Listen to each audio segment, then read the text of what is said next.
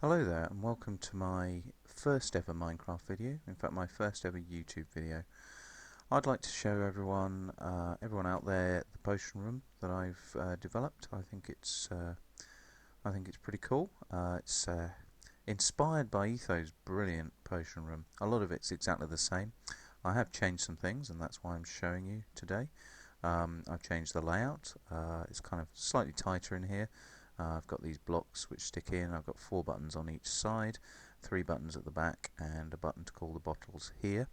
I've used different materials. I love the way that the nether brick works with the mossy stone, these redstone torches which actually do nothing but just look good, and the fence posts and these half slabs. I like the way it looks together. I think it looks kind of slightly creepy and eldritch and kind of like a potion brewing room. Essentially though, it works in exactly the same way as Etho's. I've got this little piston thing which captures you, stops you moving away and out of position.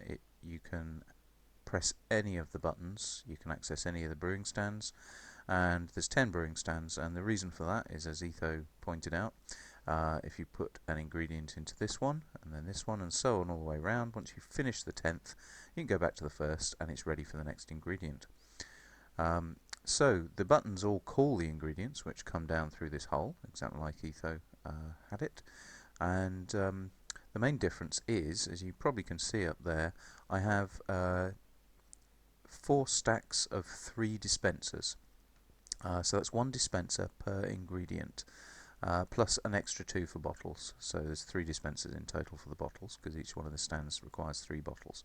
And the water's up there, so when you call the bottles, which I'll do, you get the bottles come down here and you can just throw them up and fill them with water.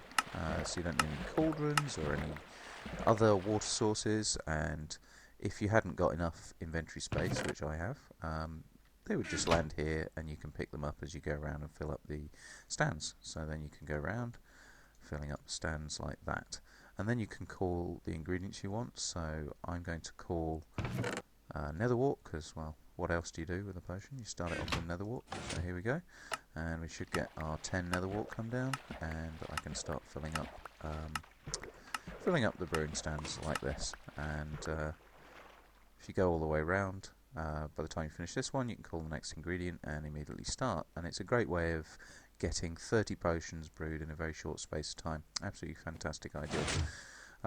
So yeah, the main difference between mine and Etho's is the fact that I wanted 1 dispenser per ingredient. And there's a couple of reasons I wanted to do this.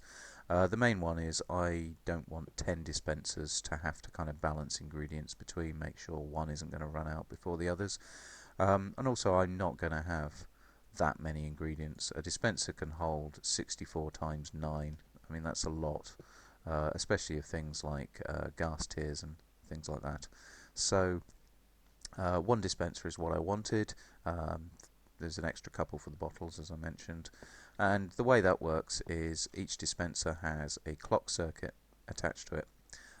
It was a bit tricky to get each dispenser sort of individually operated, but the clocks are very simple. They just use a torch and a a repeater, which goes back in there, and then they are disabled by applying a powered line to the block with the torch on. And then when you press the button, basically it flips a latch, and these are latches which I found on the forum, a post by a guy called JXU, and I am very, very grateful, because I was having a lot of trouble trying to figure out how I was going to attach latches to the buttons which are tightly packed in the potion room. But yeah, this little design is great. It uses a piston, so you've got this torch powering this block, powering these 2 repeaters. This one is the output, so when it goes out, because the piston retracts, this torch can go on, and that's your output. And then this, basically when the button pops out, this torch basically stops that torch from going back on when the button pops out. And that's what this repeater's for. And then just to reset it, I've got a common reset line. They're all connected together, and these repeaters apply power to this block, allows that torch to go off, and the piston then extends again. So the reset lines are connected from the output, so it uses a common reset line. So those four there, sorry, those three there, these four here, all come into the reset here, and then the four around this side, another reset line comes in there. And the reset is very simple. It's just basically a delay of 18 repeaters set to 4 ticks, and I use a pulse shortener just to put a pulse in there. I'll demonstrate. I'll call some glistering melons. Why not? So here we go. Pulse is in there. You can see it going around. And the reason I wanted a pulse is so that when you finish and you can hear the piston reset, gives you an audible indication that it's finished. And there's your glistering melons. Basically, you don't have to wait for all of these repeaters to become unpowered before you can press the next one, otherwise the reset doesn't work. And it just allows the clock to go on, send 10 pulses to the dispenser. It's a nice compact design. It's about 17 by 19 blocks, I think, and yeah, it's exactly what I wanted. I wanted sort of Etho's potion room, but without the 140 odd or whatever it was dispensers and the massive room up there and the headache that gives you to fill them all up. So that's why I've come up with this. If anyone fancies a tutorial on it, I'm going to be building it in my SMP world. I can create a sort of step-by-step tutorial. If anyone wants that, just let me know. The only two things left to explain. This is very, very simple. 3 pistons attached to those stairs. There's a pressure plate above the nether brick there, and a block with redstone on here, and that fires the pistons whenever you stand on the pressure plate. And the only thing I haven't explained is behind here. There's the block with the bottle button on, and a torch here. Makes that torch goes on. Powers this line. That's split. One of the lines goes into the common reset line there, and starts off the delayed reset. And then the other one comes into a more normal latch here. This is just a simple RS NOR latch.